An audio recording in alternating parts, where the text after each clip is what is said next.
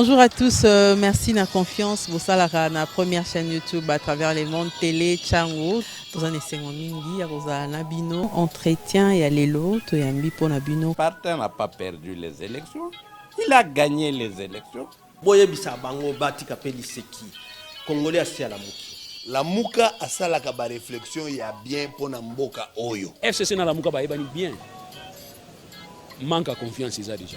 Il n'y a aucune coalition entre FCC et Nalamuka. Le fait que nous gardions jalousement les preuves que nous avons, c'est parce que nous avons un grand respect pour nos frères.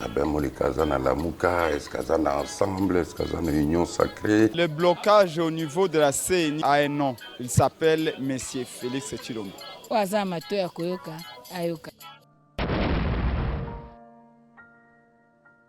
Après mon PPA mabe ya COVID-19 oye bebisaki makambu ya voyage Dela et Fungwami avec Joe Biden pe Kamala Harris avec un pacte pe idéologie. Obetaki deve loterie yebe ete koyinda mabe à partir le 7 mai oyo na 18h heure à Kinshasa. Ba résultat deve loterie 2023 et kobando bima biso nyonso Toki Mambangu na Basibia Café Ben Lobich oyo ezwami na avenue Esanja numéro 2 en face du hôtel Phoenix na bon marché na commune ya Barumbu pe oyo ya Changu ekangami na immeuble Apocalypse 22 na commune ya Masina. Ezali ngai ndeko na bino Ben Lobich na eko annoncer bino que résultat de la loterie 2023 ekobima ce samedi 7 mai à 18h.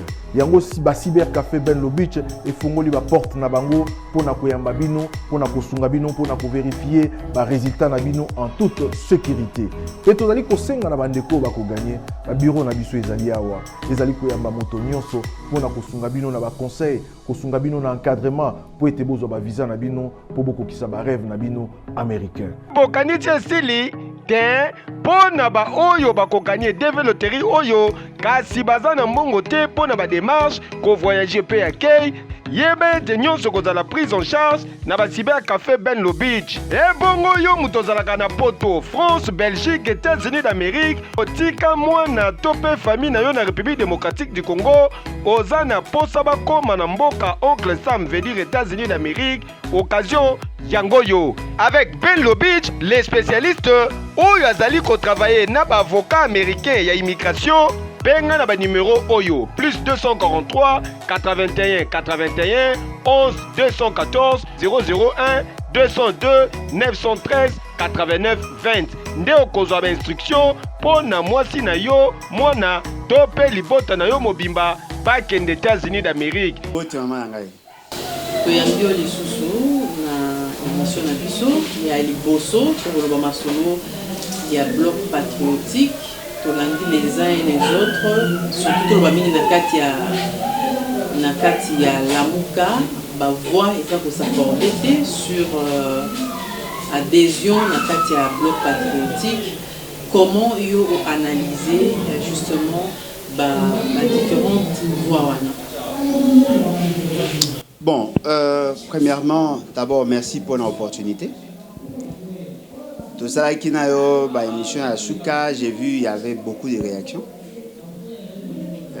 Nakati ya bateau réagissaki, il y avait de ceux qui pensaient que je ne pouvais pas dire que M. Kabila était en droit de postuler parce que pour na bango bazo mona ezali lokola toza osala li pour na ye ya kozonga kozala président. Il faut faire la part des choses. Premièrement, il faut toyer Barayango, au-delà de l'ambition politique, nous sommes d'abord scientifiques. Et puis au-delà de tout, nous avons une mission pédagogique qui a quoi enseigner Batou. Lorsqu'on se pose de mauvaises questions, très souvent on a de mauvaises réponses. Et c'est ce qui justifie l'échec qui a combattu à plus d'une personne pendant plusieurs années. Je tiens à certifier ici que la Constitution n'a pas interdit à un ancien président à postuler. Ce n'est pas pour Kabila, c'est pour Moutounion, So, Yakoya, Nassima. Dès lors qu'on n'a pas changé la constitution, ça reste en tant que tel.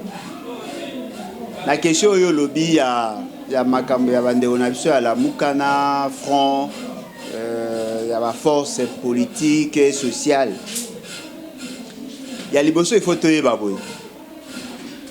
Que la Mouka azali parmi ba organisation oyo bandimaka front wana Il vous souviendra que le secrétaire général, il y a la Mouka, il y a Nouvel Élan, le secrétaire général, il y a SID, va participer à la première réunion. Mais il y a qu'à arriver par la suite. Que lorsque Bandegonabiso à la Mouka, qui déterminé à engager, il y a une philosophie, les représentants de l'église catholique et l'église protestante, désistent qui en dernière minute. Convoquer marche, parce que Senko a une position par rapport à cette question. Et il y a eu des déclarations que moi j'avais considérées des déclarations fortes. Oui, Salamaka Balobara, que l'opposition ne peut pas s'accrocher ou se positionner derrière l'église catholique. En ce moment-là, ce front n'avait plus sa raison d'être. Ce qui a fait que la marche avait lamentablement échoué. L'église catholique, en prenant position, a défendu qui positionne. À l'Oba qui que non, M. Félix, il faut pas l'Oba qui est sur de base nouvelle. M. Félix est qui dit tout en reconnaître que ça qui m'a bé, mais comme on a pas na bango que et koka qui les kabaroé que trouver un consensus. Il y a eu des déclarations qui ont été faites. Moi, je n'avais pas aimé ça. Je n'avais pas soutenu d'abord l'idée.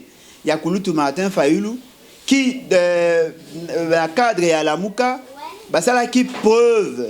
Il y a capacité mobilisatrice na marche au Basalaka.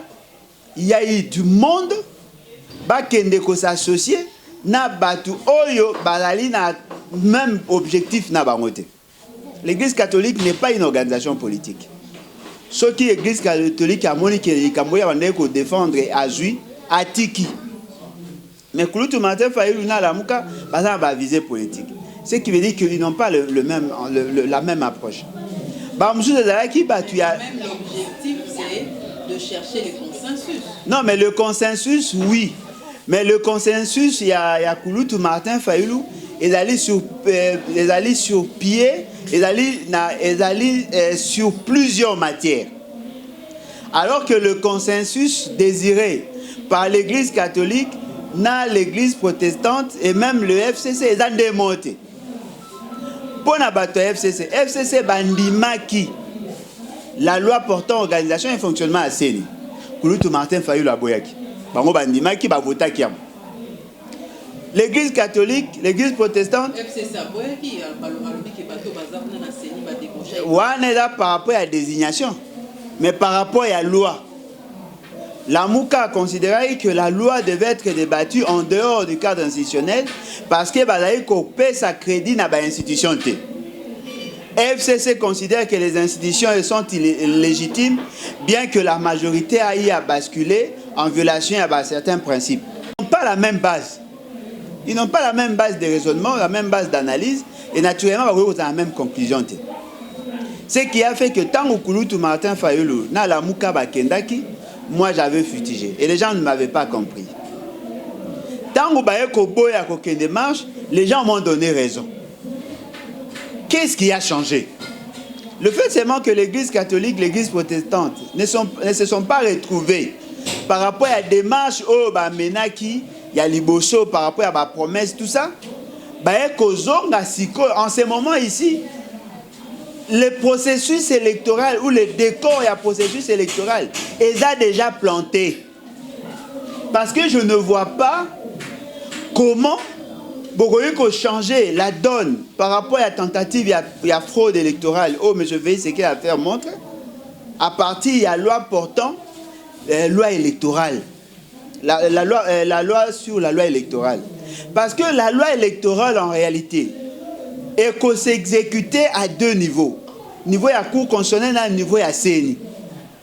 Si le bureau est à CENI, il allait installer en violation à tous les principes. Il allait installer pour permettre à M. Félix d'atteindre ses objectifs. Ce n'est pas la loi électorale qui va l'empêcher. Il y a quoi atteindre ses objectifs parce qu'en 2018, il y avait une loi électorale qui avait voulu assez que la publication se fasse sur base de procès-verbaux. Mais Nanga, de manière unilatérale, à ça la publication et un résultat sur base il y a clé ISB. est-ce que la loi est plus à qui est possibilité? Ce qui veut dire quoi? On peut avoir une très bonne loi, mais qui ne sera pas appliquée.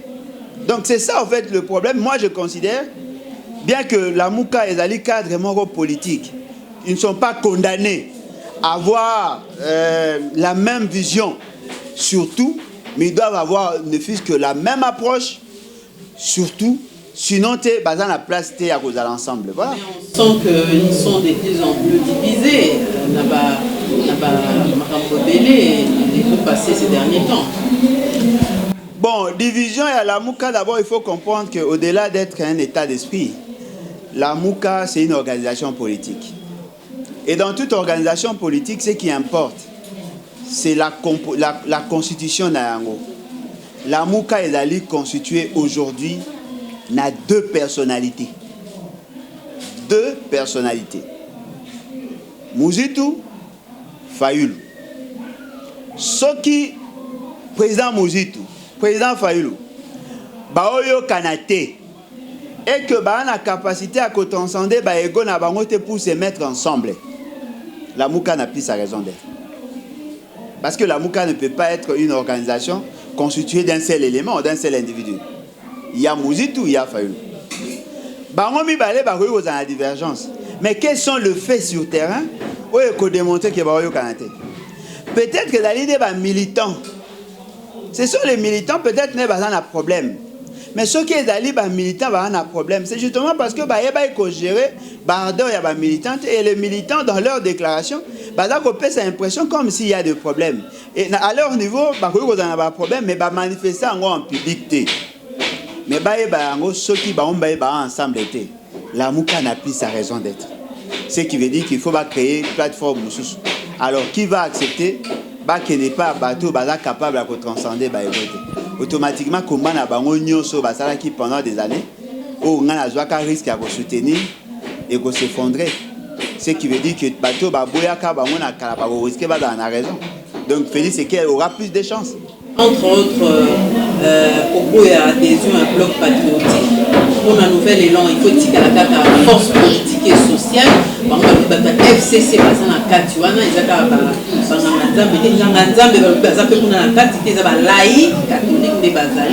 et puis, on a FCC, il faut se repentir. Maman Nangaï, je crois que bateau va ebi position Nangaï. Eza Nangaï, Eza Kulutu Muzitu, Eza Kulutu Martin Fayulu, to ebi Kabila. To zara peme na Kabila, biso nyonso misati. Sauf Martin Fayulu. Na bi Eza Nangaï, Eza Kulutu Muzitu, Eza Kulutu Martin Fayulu, to ebi Kabila. Biso tout to zara peme na Kabila to ebi.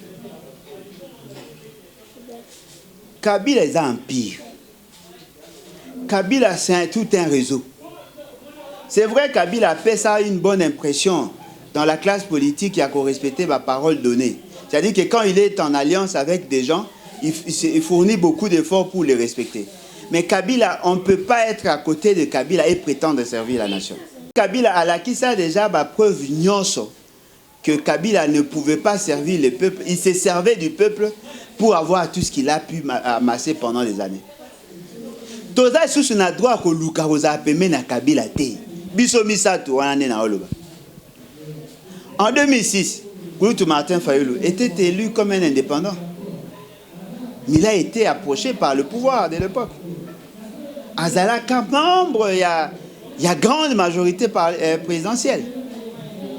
En tant qu'indépendant. Il a été proche, il y a pouvoir, il y a Kabila, au niveau de la province. Il a quitté le pouvoir. Il a quitté cette tendance parce qu'il y a qui va faiblesse na bango. Le problème n'est pas seulement Kabila, le problème c'est ces réseaux-là. Tant que le lot bakei kokende pembeni à Kabila. Bogoyi ça peut plaire. Qui ont demandé à Félix Sekei de quitter Kabila? Pourquoi se retrouver là? C'est vrai, ce que tu as une approche purement politique. Tu peux se rendre compte que le fait seulement que constater que le Moutou Aza en face Nabango, il a de l'ancrage sur le plan institutionnel.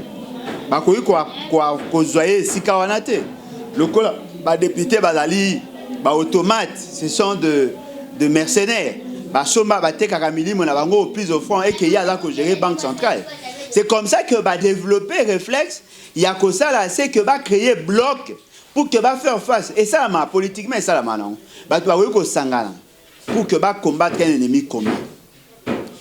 Mais lorsque les livres, est-ce que la population est prête à cautionner la présence de Martin Fayulu et Sika FCC? Parce que comment la bango ezali ba longola Félix Sekedi po biso tout oyebi que le pouvoir Félix Sekedi c'est un pouvoir cancérogène. Biso nyonso tout oyebi na Félix Yemoga yebi que pouvoir na c'est un pouvoir cancérogène. Mais le problème nanga en tant que politicien, le problème nanga en tant que peuple, après Félix Sekedi, bon gérer par exemple bolongoli Félix Sekedi par voie électorale par exemple, vous constituez un bloc. Boluki pour atteindre l'objectif par rapport à la loi.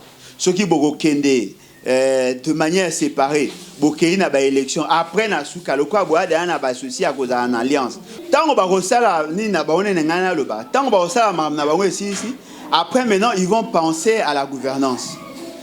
Quel est le socle ou le fondement il y a cette alliance que je considère d'alliance contre nature. Dans un programme commun. Ils ont une vision commune. Mais pour cadre il y a la Yamba qui pour l'instant, il ne s'agit pas de plateforme politique. Pourquoi il y a un rassemblement, il y a une force vive comme un objectif mongo, non mais maman nangai, bitumana biso ya politique ezali ya ko bunde longo pona olonga bato ba na pouvoir. Bongo après. Question nangande eza après. Bo bunde longo pour que bolongo la Félix Sekedi. Boza na démarche à kokene na élection pour que bolongo la na élection parce que bitumba wana ezali ya ko bunda d'abord pour kozwa l'indépendance ya CENI, l'indépendance ya cour constitutionnelle. Ce qui bokei et que vous obtenir en par consensus. Monsieur Félix Sekedi s'est organisé, il y a comme sa union sacrée une plateforme électorale pour que vous se rassurez que monsieur Félix Sekedi ne sera plus président. Afin de sauver la République. Sur ce point-là, je suis d'accord.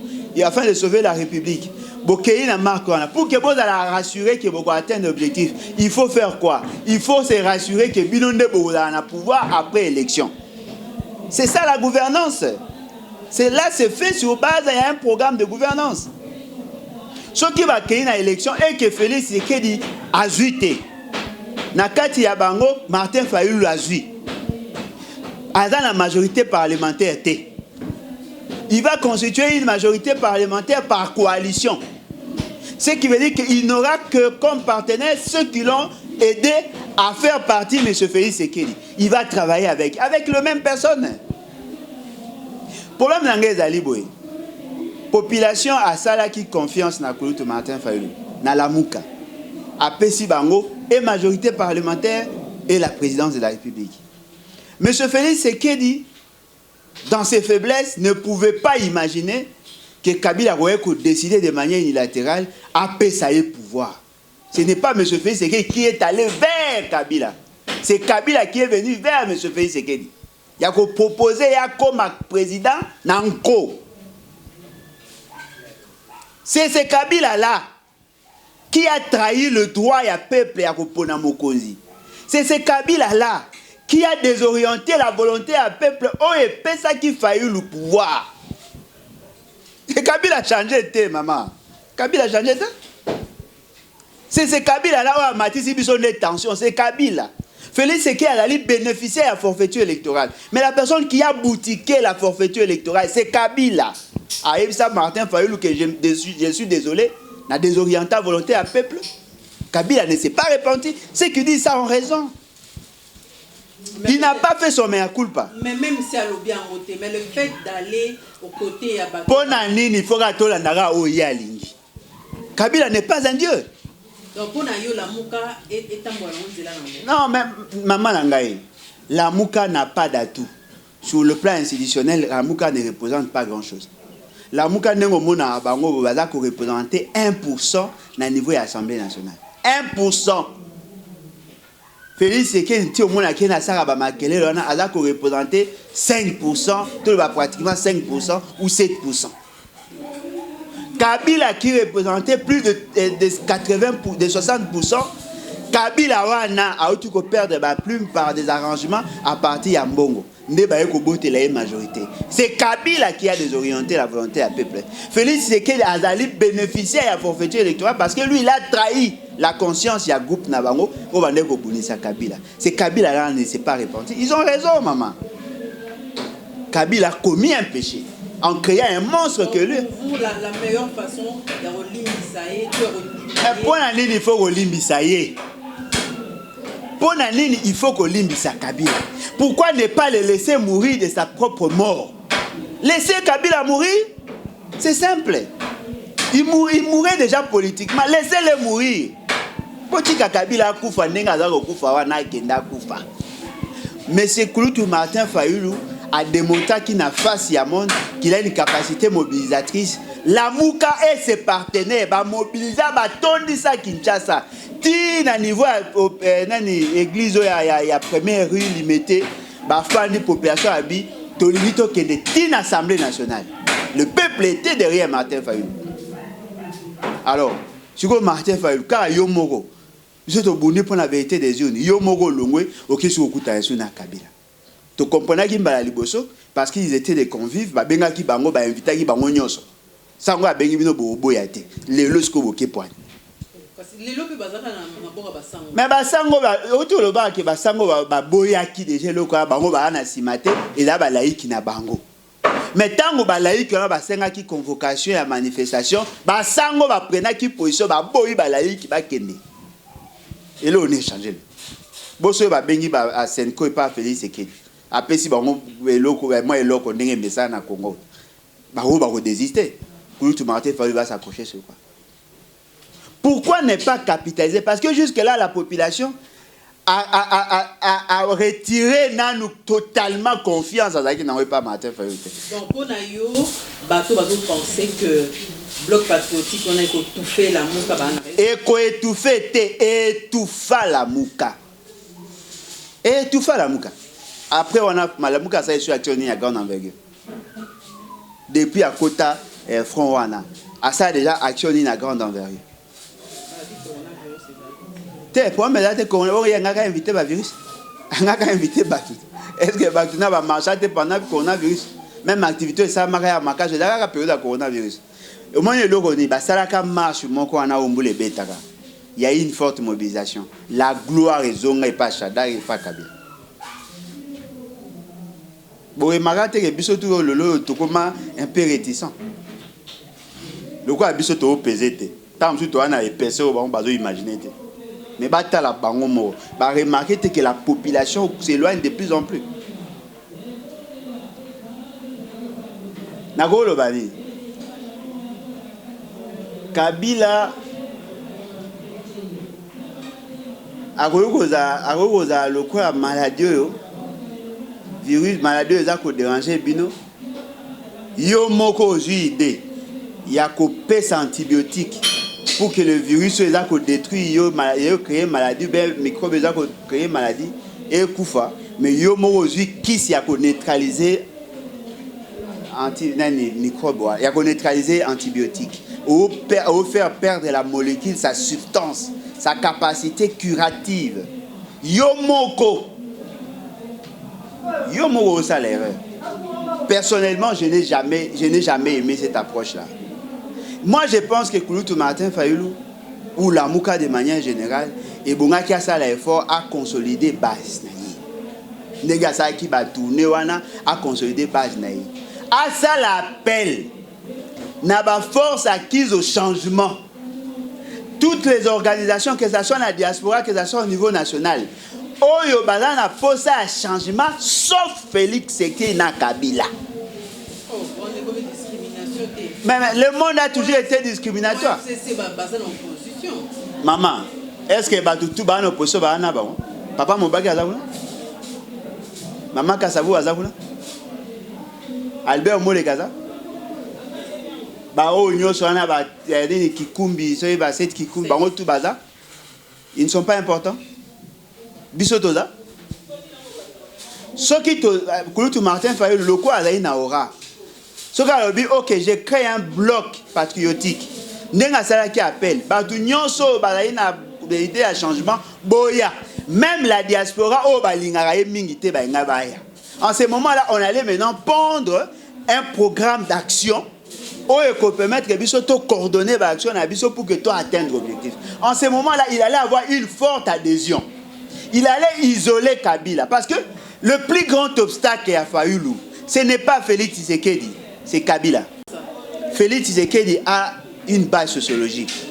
La base sociologique, il n'a pas à l'incantation. Il n'aura pas 20% à Bavois. Il compte sur qui? Sur le bateau, il faut appuyer le quoi, Bemba et consort. Bemba, il faut abattre campagne pour la Félix Tshisekedi dans l'Équateur. Mais Félix Tshisekedi, c'est un produit impropre à la consommation. La population ne va pas accepter d'acheter ça. Ça, c'est une métaphore. Mais maintenant, ce que le problème est, si Kabila a postulé, Kabila n'a Fayulu, et si Fayulu a aimé, si Kabila a postulé, ben mettez ces gens, Kabila va voir. Mais si Félix Tshisekedi a la base, attends Fayulu n'a Félix Tshisekedi Fayulu va voir. Pour que Fayulu ait plus de chances de passer, il faut que Fayulu ait en face de Félix Tshisekedi. Soit en face de Félix Tshisekedi, soit il est premier, soit il est deuxième avec une majorité parlementaire. Comment ce FCC va soutenir? Non, va soutenir dans Nenga Musika. Qu'on soutenir, c'est-à-dire que Bango va y maman, ou un discours n'a intérêt qu'on change. Moi, discours n'a intérêt qu'on change. Kabila n'a pas Kabila a le quoi cancer au Moudinho to Bangaka. Kotambola na yeza suka. Il y a quand même autant na Kinshasa Tolandia mbami bali mumba. Population des ovationner. Maman, population tombée dans masola peuple. Groupe ya batu moko boye ba otambola moni Kabila. Israël ba yambaki Kabila te. Ba tindela kinde Félix Tshisekedi message. Que gouvernance a médiocre ça yo tant que Kabila to daka moi bien et pas Kabila daka mabe mais daka moi bien comparativement à Félix Tshisekedi et c'était ça leur message et Félix et Kabila songa na Félix Tshisekedi aloko kate et tant que na yo kuto da ozo mai une fois par semaine le lo e comment to ozo mai une fois par jour le to ozo une fois par semaine c'était ça le message biloko e mati tout ça mais ba le but que Kabila a meilleur. Mais Mouto a joué à sentiment à la population. Oh, population a adopté Sambongo, c'est Fayulu. Aïe, bah, capitaliser. En dehors de la popularité, Fayulu ne représente pas grand-chose. Alors, nous décollons pour l'autre. Nous avons fait les alliés, nous avons fait la moussa, parce que nous avons dit comme nous avons personne qui a un esprit indépendant ou éclairé par des candidature, il y a Adolphe Muzito. Est-ce que les a prématurés? Est-ce qu'il y a un moment malamu où il ne fallait pas à Salaï? Maman Langaï, il n'y a aucun candidat dans ce pays. Il faut préciser, il est candidat à la candidature. Cette nuance, il faut inciter à pour des raisons pédagogiques, pas comprendre. La candidature est reconnue, on reconnaît la candidature de quelqu'un lorsque Basali appelle, va convoquer l'électorat, déposer la candidature et bimi na CNI comme liste provisoire et que la Cour constitutionnelle va valider s'il n'y a pas de contentieux. En ce moment-là, va publier liste à la candidat. Toute intention de postuler ne fait pas de vous nécessairement candidat, mais vous allez candidat à la candidature. Muzito a postulé. Et puis, là, il faut y aller. Martin Fayulu était candidat. Martin Fayulu était candidat. Muzito avait l'intention de postuler. Bemba avait l'intention de postuler. Moïse Katumbi, Matsango, Matungulu, Félix Tshisekedi, Kame. Bazaki n'a intention à postuler. Bao ba postula, ba désistant en dernière minute en faveur d'un candidat commun. Soit il y a bao ba tikalaki, soit il y a bao ba kendaki. Et là il faut ba tubaye bayango. La muka ekoyo kozala makasi, soki ba composante na yeba makasi. Soki ba tubalingi ke Fayulu Muzitu akoma lokola secrétaire général ya SID baoboma lamuka.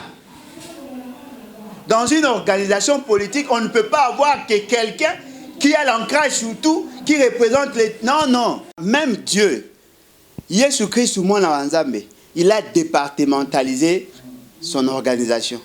Il avait des disciples. Chaque disciple allait prêcher. Plus les disciples aura, plus le leadership,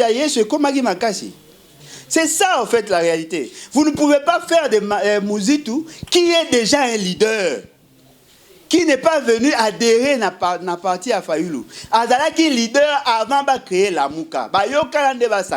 Lorsque tout le monde est parti, Mouzitou a accepté de rester. Pas parce qu'il est de sa tribu, justement parce qu'il voulait que Azala constant dans son combat. La moindre de choses, il faut respecter son point de vue. Il a un parti politique. Ce n'est pas interdit. Na muto bozane na plateforme moko bofana a manifester ba ambition. Maman, est-ce que yebi que jusque là la mouke fana te po ba pona Fayoulou candidat? Qui l'a choisi? Plateforme la mouke la plateforme politique, et là non plateforme électorale. Aura ça non comme nous tozaki après président exercer automatiquement on va plan en Équateur. Non, attention. Le problème est boy. Si naturellement il représente ces leaderships-là. Mais ça ne peut pas se faire de manière automatique. Il faut que, dans une nouvelle élan, à se sentir peu considéré, bon solo là. Maman, moi j'étais là. Tant que Etienne Tshisekedi a perdu la vice-présidence en 2003. 2003-2004. 2004. On n'est pas né leader naturel. Il faut que les autres vous acceptent.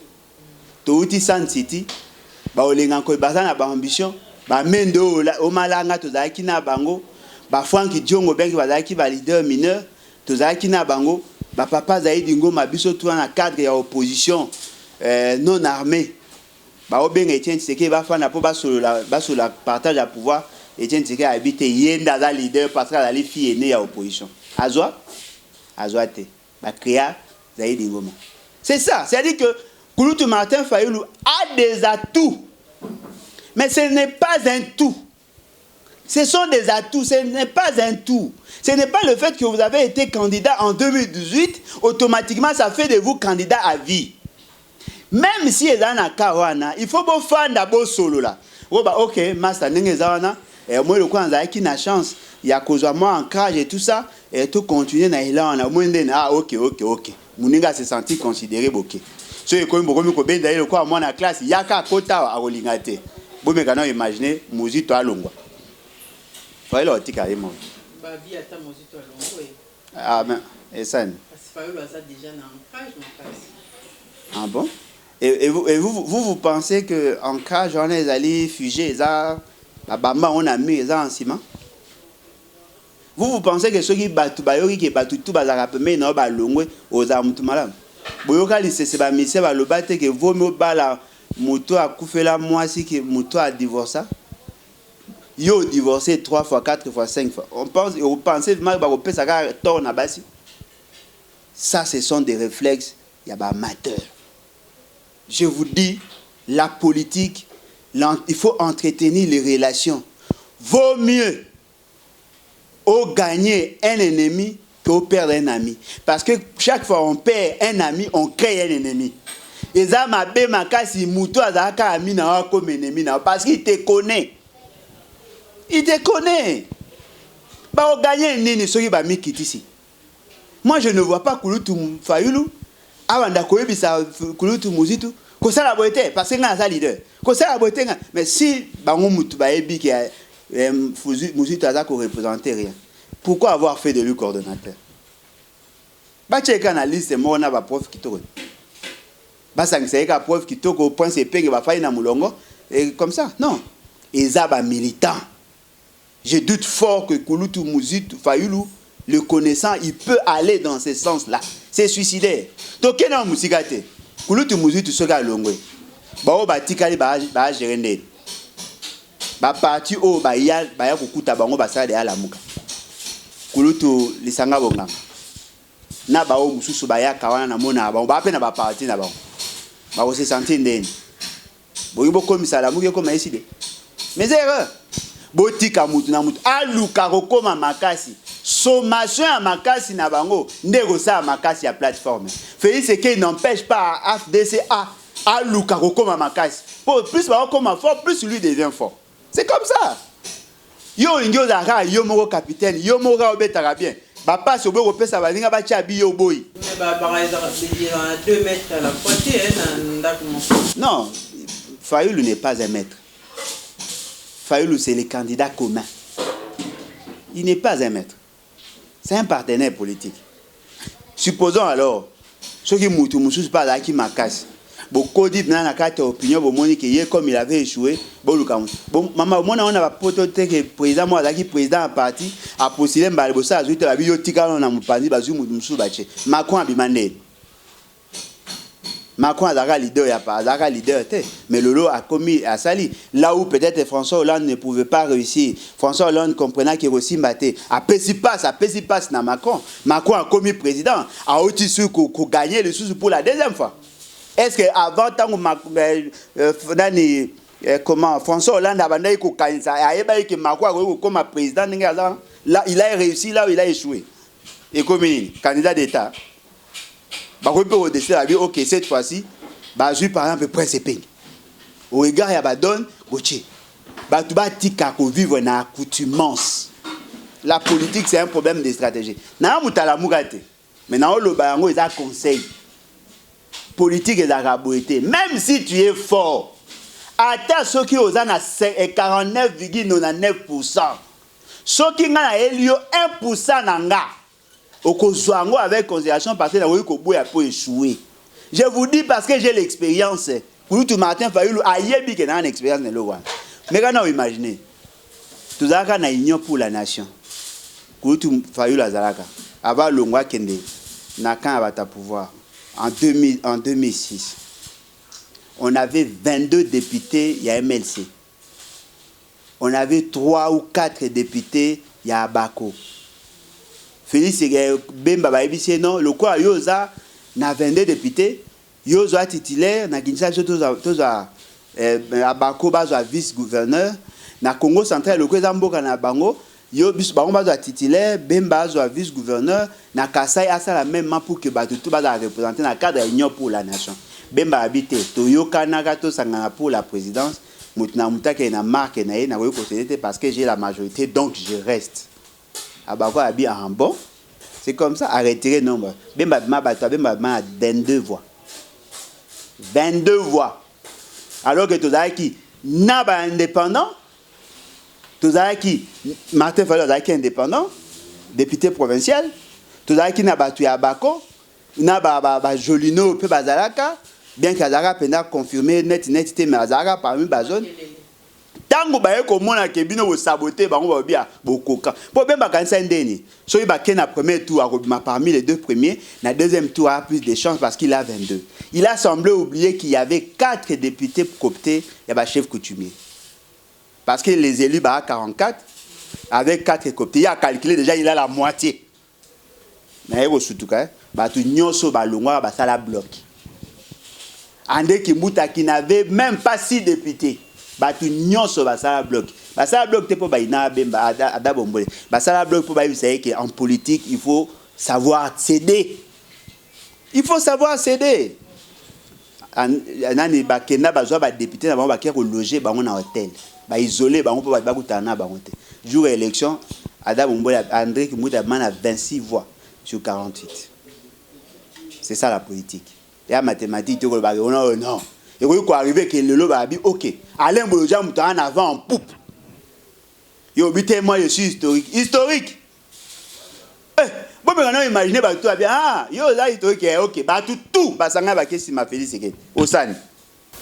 Alors Olanda qui na cadre bloc patriotique en balancé ba manifestation à tout le problème en loi électorale mais ba manifestation balancé est-ce que vous pensez que et vous faire fléchir les pouvoirs en place, ils ont assigné. pour président de l'Assemblée nationale lobby a bâti ouverture la commission PAJ amendement nyonso bandeko bamoni que makamboleki mala monté ba yakuna. Maman Nanga, il y a un problème de logique. Moi je suis un économiste. Les raisonnements doivent être simplifiés. Le premier problème n'était pas la loi électorale. Le premier problème, c'était d'abord la présence à M. Félix Ségué à la tête du pays. On a fait des manifestations, ça n'a rien changé. Fort malheureusement, ça n'a rien changé. Il a de l'ancrage. M. Félix Ségué tente de faire partie de juges de la Cour constitutionnelle. En violation, il y a la loi électorale dans la Constitution. On a tenté de faire des actions, on a échoué. Il faut tout reconnaître que nous avons échoué. Kouloutou Martin faisait sa proposition en plan de sortie des crises. Baboya ango depuis les premiers jours, ça il a ango pété. La proposition n'a pas sa réforme institutionnelle, va considérer ango té. Tolongo ana Kouloutou Martin faisait la salle proposition, il y a loi portant organisation et fonctionnement, il y a CNI, bah qui paie ango même pas. À salle proposition, il y a loi électorale, bah rejeter ango. À salle proposition en calendrier électoral, bah rejeter.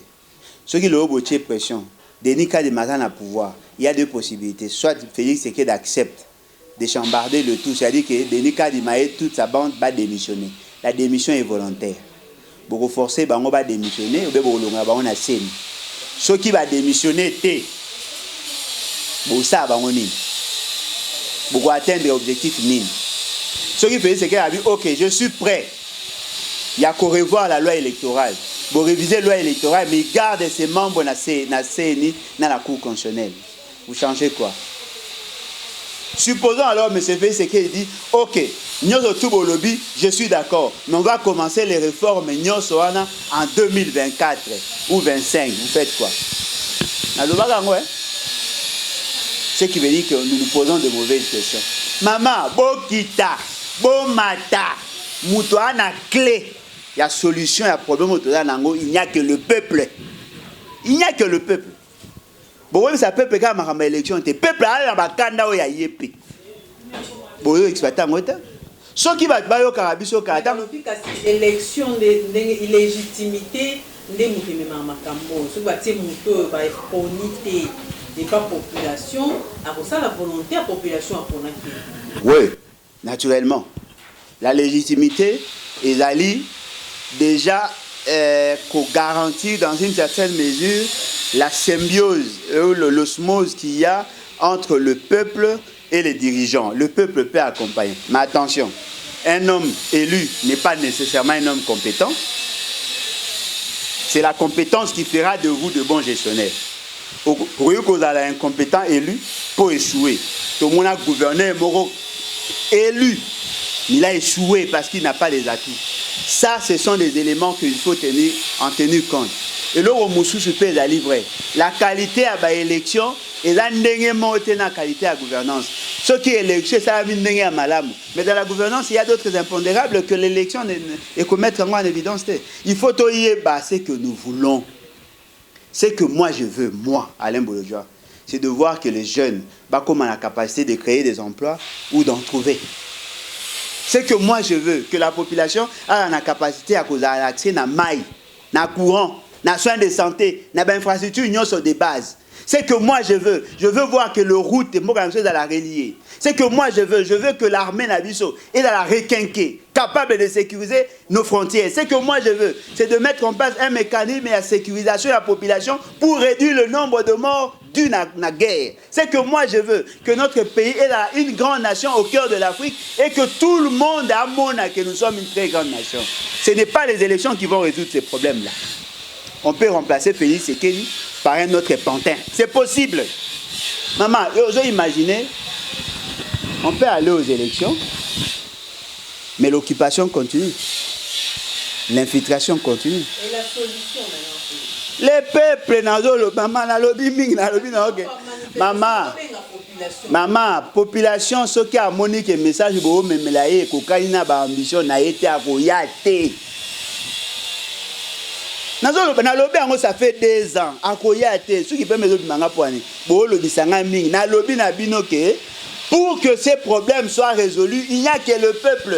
Parce que le peuple a conquis pour résoudre plusieurs dimensions à la fois. L'occupation ne sera pas résolue par les élections. L'infiltration ne sera pas résolue par les élections. L'imposition de bonne gouvernance, il y a principe à bonne gouvernance, ne sera pas résolue que par les élections. Il faut que tout le monde sache que le peuple n'est pas. C'est ça le message. Ce qui va comprendre des bissotés, tu vas tourner en rond. Dans ce cas, que Kabila a problème, Kabila et n'ont pas résolu le problème. Parce que Kabila est parti physiquement, mais n'a fait que changer la physionomie pour avoir un autre Kabila d'une autre manière. Combattre les systèmes, aucun politicien au Congo ne peut combattre les systèmes. Parce que la plupart de Batubo Monana, Bakangama na ba ambassade, Bakangama na ba mindele, ata komi bako dicter ye makamba ko sala. Maman, Mundé a pour un dirigeant, comme peut Mundé a parrainer un dirigeant, a adopter un dirigeant. Moi, peuple soit à Siliki. Peuple, pas population, ce qui peuple à Siliki. Makamounio Sobo Mouane ici là. Il vous souvenez que Laurent Désiré Kabila, qui n'était pas élu, tant qu'il y a tout combat, tant qu'il est passé à pouvoir en Nengue Amabe. De Bakazali accompagné d'un étranger. Tout ça est pression. À l'époque, j'étais membre de la société civile. Laurent Désiré Kabila à l'écran à TV. À FC Bino Bateau, tout le monde a dit Baba Congolais, Baba Congolais. Nous sommes dans la PPC, nous sommes là. Oh, nous sommes là, on a beaucoup tellement défendre des pays. Tout ça, l'exploit, Bisso. Tout ça, l'exploit. À l'époque, encore jeune, on est tout bazar dans le quartier, Bakima. Simba, après, mais Bakima. Bakima point, Kanda peuple. Et là, on est ça pour Bolongola, mauvaise gouvernance avec ou sans Félix Sekedi. Vous allez faire quoi? Dites-moi. Tous ces Libanais là, baboté là, carré minier, bazoa, bablo, Bossani. Code minier au Bossigna, Bossaka, Yamabe, Brada, ressources Nabiso. Code forestier et Kaba, Bazama Nabiso. Code des investissements et Pessa Ningisana, étranger, va dominer Biso. Bossi, ça on a né. Bossani. La meilleure manière, c'est la révolution de l'article 64. Bo matabo kita. Vous be wa kolongwa congolais ne so na ba élection. Hein? Donc il faut ba tuba yé ba elo ba lingi. Les honnêtes tozaï bon minembo et la commune et continuer. Ba otonga. Fait ce qui a ba na bina suspended. Installation à bourgmestre. Ba sepelo a abomi commune les a continuer. Ba ça ba action les Rwandais viennent là-bas. Et là on y échange. Alors, pour le gouvernement de sécurité, avant de gouvernement de sécurité, il y a une loi électorale. Le lingue va adopter en gros, bien que la commission PAJ. Amanangaï, il y a un débat na bango. Je peux parler du système électoral, mais je ne veux pas perdre mon temps de parler de cette fameuse loi où Balingue a taillé sur mes yeux. Maman, mais la réforme à ma BP arrête. Pour tout comment il y a qu'à privatiser toutes nos entreprises, c'était des réformes. Ça bénéficie à qui? Aux expatriés. Lorsque ça va réforme, tout le monde au Azaki n'a pouvoir avait applaudi. C'est après qu'on s'est rendu compte que le pays a été vendu. Si bateau n'a pouvoir, ils s'applaudissent. En quoi sont-ils? D'ailleurs, ce sont les mêmes personnes qui étaient avec Kabila qui sont là. Ce sont les mêmes personnes. Moi, ce sont les mêmes personnes qui ont servi Kabila qui sont là. Rien n'a changé. Tout ça là est fort. Tout y est ce que nous voulons. Le pays va très mal. Mais vous poser de mauvaises questions. Vous voulez parler de la loi électorale. Je vous ai dit ici, même avec une parfaite loi, si Félix Sekedi maîtrise la Cour constitutionnelle, maîtrise la CENI, vous ne ferez rien. C'est simple. Un mot par rapport à l'élection du gouvernement. Lorsque l'immoralité atteint son paroxysme, il y a le fondement de la société. Maman Nangaï, des députés non élus cooptés. Moyena Kanyak. Moutakomi député na corruption. C'est-à-dire qu'il a été corrupteur. Ne soyez pas surpris qu'un corrupteur devienne corrompu. Mouto a pesé qui mbongo pas comme un député, ne soyez pas surpris qu'il y a des voix n'aille pas comme ça mon gouverneur. Batu baté qui va voir. Tout le monde le sait. Tout le monde le dit. Tout le monde fait semblant de condamner, mais personne ne prend la bonne décision pour remettre le pays sur les rails. Kulutu na biso bien gaza maramba kofi mamba ya bana ya ba mineur na biso na tout ça. Mais eloko ezali vrai. Kulutu Joe Mindonga ce qu'il a dit c'est grave. Lui, en tant que membre de l'Union sacrée, vous dit à la télé devant le journaliste que le député va recevoir $100 000 pour voter les candidats à l'acte du mal. Il y a Moutou à Félix Sekedi. À Sengi à Félix, à PC ultimatum, à annuler, tout va annuler l'élection, sinon la province deviendrait ingouvernable. Ça, c'est un Congolais qui vous dit. Degré immoralité, il vous dit. Mais la question maintenant, il faut tout se poser. Il y a fustigé que Moutou a payé 100 000. Question, il y a appelé ça combien? Aïe, ça a été la bataille campagne au félé. Bola qui s'abuse corruption, bola qui s'abuse corruption. Bobanda qui baro déjà dans maternelle. Travail manuel. Tu vas négocier à combo, en carton, que ça ba objet d'art. Bolongo biso na peut-être que ça okomi ko isa bana baya na papier mouchoir, papier hygiénique na savon. Soka ye na ngota kozwate. Moi na yebi qui travaille maintenant, il faut repéser à quelque chose. Ce qui me c'est azui logo ya sengité à kozwate. C'est-à-dire bo tia ba na condition à corruption. Et ça est comité na niveau ya ba institution. Ce qui député provincial a corrompu par le gouverneur. Dites-moi quel est le rôle de l'Assemblée provinciale? N'est-ce pas le rôle de l'Assemblée provinciale c'est de contrôler le gouvernement provincial? Si les députés eux-mêmes qui sont chargés de contrôler sont aliénés par le gouverneur, pensez-vous vraiment que pour l'intérêt du peuple? À quoi, ça servira à quoi d'avoir le gouverneur? Des députés provinciaux qui sont payés alors qu'ils ne sont pas dans la philosophie, il y a majorité du peuple. Élection et Ali et Sikaoyo, quelqu'un qui est dépositaire d'une grande vision pour les changements afin que Maramé change. La Constitution considère la corruption comme le plus grand mot après le tribalisme où il a freiné le développement en Boganabiso. Mais les institutions qui sont chargées de combattre la corruption, Bangomo va caractérisé par la corruption. Le tout premier Congolais qui a posé un acte faisant semblant à combattre la corruption, c'est M. Félix Sekedi.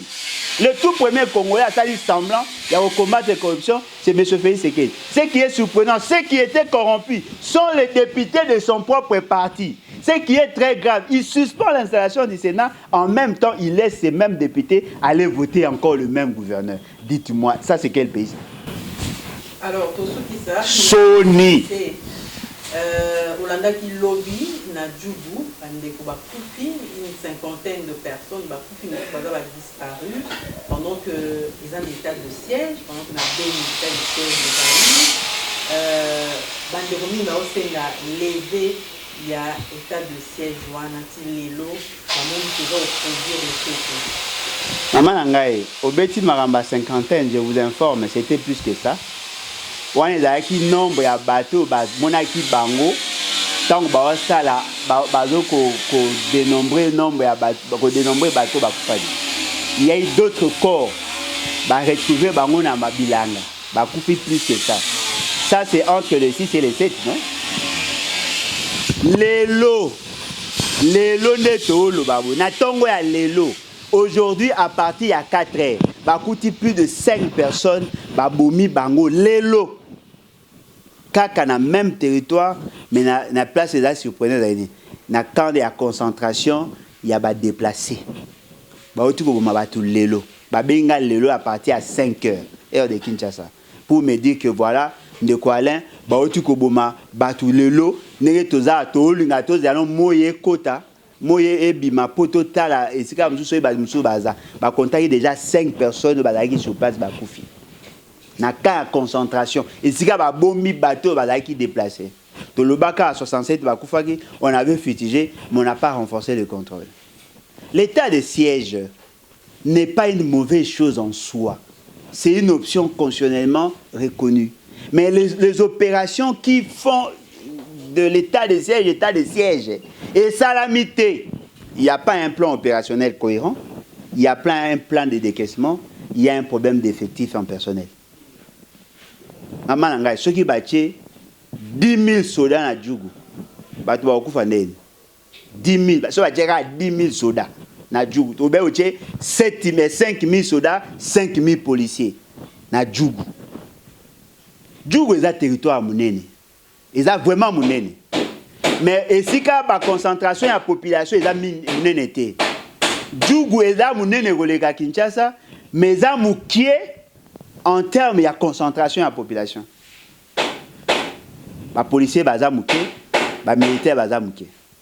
Ce qui veut dire quoi? Vous avez levé une bonne option. Il y a état d'essai parce que c'est constitutionnel, mais les mesures d'accompagnement, d'encadrement, les mesures, il y a faisabilité et ça l'a mis ma B. Déficit en personnel, déficit en moyens logistiques, déficit en mobilisation, il y a motivation, automatiquement les opérations et ça m'a mal amouté. Quand il n'y a pas longtemps, le mais président de la République, dans d'autres recommandations, à Zoa qui est au Bazaki na sommet, les Aïe qui a sur l'un banco parmi, on a M23, on a parmi mon fils pour l'Olukakinia, on a parti Est et Ambo Canabiso. Maman, aux un peu au sérieux. Ah, maman, il faut beaucoup de faire sérieux dans mon frère de Sangamounen. Mon cocuta n'a fait sérieux. L'initiative est venue de qui? L'initiative, il y a na table, on a sommé na bango basala kiwana, il y a sangisa ba bandi wana surtout ensemble, na bande on a biso baza ba groupes armés, na muto bengi chef de l'État, ba sangana ensemble pour ba solo là. L'initiative est venue de qui? Et là l'initiative a fait secret. Et là l'initiative, il y a ba président, il y a EAC. Et Mouto a porté à Ngomaka sur le président kenyan. Pourquoi ne pas demander à Kagame, qui a aussi un problème, Bayo Kanana FDL. Pourquoi ne pas demander à Museveni, Bayo Kanana ADF. Ceux qui créent la désolation chez nous viennent de ces pays-là. La solution au Congo, c'est que le gouvernement rwandais a ça le dialogue entre Rwandais, entre Bango, tous ces éléments malicieux qui sont chez nous,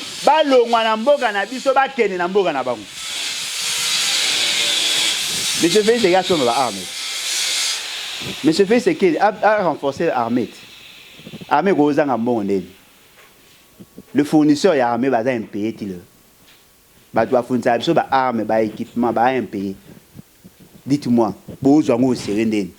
et puis, l'état de siège, c'est ce que nous avons demandé. Mais cela ne veut pas dire que l'état de siège, non. Il faut toujours qu'on ait en armée. On peut avoir des opérations sans nécessairement avoir l'état de siège. On a connu Sokola 1, Sokola 2. Mamadou Ndala a battu à plate couture, bateau contre et ça qui n'est pas de siège. Mbouza Mabe, Agoloa, Ozui Baouma, tous ces géants-là, ils ont combattu le groupe armé. L'état de siège. On peut mener les opérations militaires sans nécessairement avoir l'état de siège. État de siège est privé car la liberté et même dans le lot. Et même l'autre. Beaucoup décréter, comment on appelle, couvre-feu avec ou sans état de siège. C'est connu et ça la marre déjà. Et là, on a un état de siège. Et là, alors, vous imaginez, tu perds plus d'une année dans l'état de siège. Il n'y a pas de résultat. Ce qui fait, c'est qu'il les armes. C'est un aveu d'échec. À reconnaître. Et là, il faut tout ça, la bisognon, tout le commandant en chef. Il est défaillant.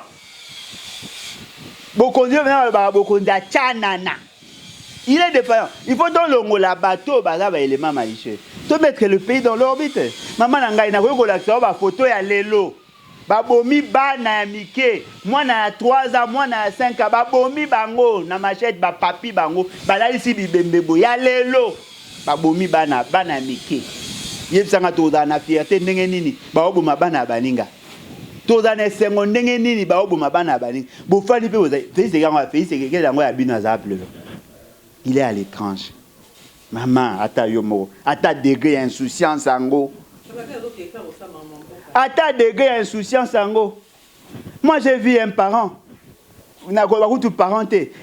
Leki. Les qui n'aient pas ABC ajusté au mot à ça, ça les qui ba ABC que les qui n'aient accouché, sur y a n'a accouché. A tiki musala qui n'a occupé maman yandegonaï. A joué assisi maman yandegonaï dans zone abané soumza. C'est ça l'essence de l'humanisme. Vous êtes chef de l'État entre guillemets. On vous dit qu'on vient de massacrer votre population. On a vu ça en France, on a vu ça aux États-Unis. Il y a eu un problème. Le président a dit qu'il voyage. À partir de bien, voilà. Alors que c'est soucié d'un peuple, tu peux faire confiance. Pays c'est qu'il a se soucié d'un peuple. Il y a l'eau c'est important. Ils ont montré chaussures, il y a cher, tout ça. Voyage inutile. Ils n'ont apporté rien. Mais le peuple n'a pas de et comme le soki batu bazana un problème, ba benga opposant, ba benga sauter civil. Ba même pas l'espoir que l'État fasse quelque chose. Et là c'est grave. Ma solo beti abandeko ba kufa o bari 50 ans, c'est plus que ça. Tant ba okende ko enterrer, attaché chef administrateur du territoire été. Aucun représentant de l'État. Aucun de l'État. Et ça on peut pas citer. Ba batute. La nation trouve son origine dans un sentiment attaché aux fibres les plus intimes de notre être. Il faut que les gens se sentent sécurisés. Il faut que les gens qui sont accompagnés, ils sont soutenus par l'État. Mouto va bengi chef de l'État, là, Mouto va travailler sur l'unité nationale. Exact. Mais ceux qui va péquer si va mota, va à Lubumbashi, là c'est l'État congolais qui se mobilise.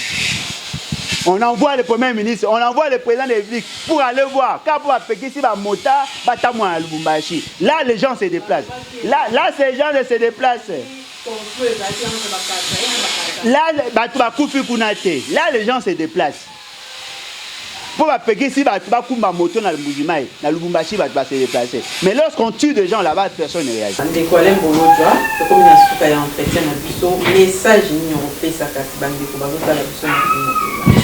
Bandeko nangai tant que tu insistes à l'article 64, intimidation, l'article 64 est applicable parce que c'est une disposition constitutionnelle.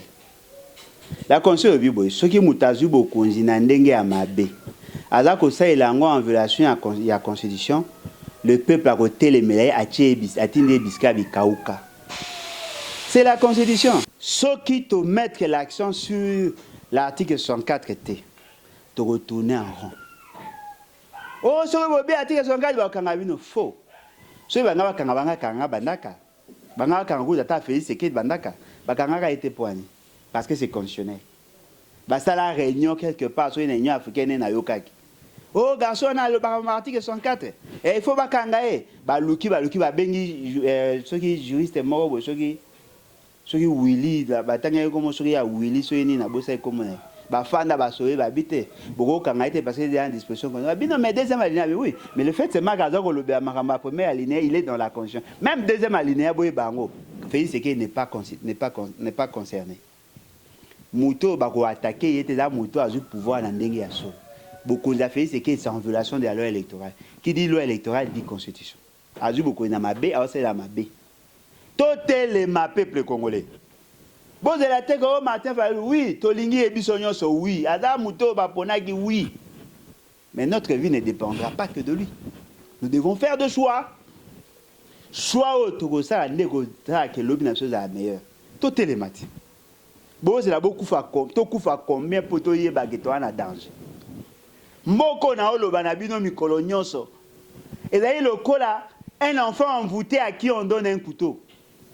To ebite soka ko bomanani ako ko bi boma ye moko ako boma bato ba en face na to lo bate mboke eke mabe pewa lo ba babeti tout ça non mais c'est pas comme ça il faut que nous disions la vérité il faut que notre peuple prenne des consciences apprendre des scènes à main je suis sûr et convaincu le changement sera possible parce que le changement c'est une loi on n'a pas de choix il faut que Mambé change voilà.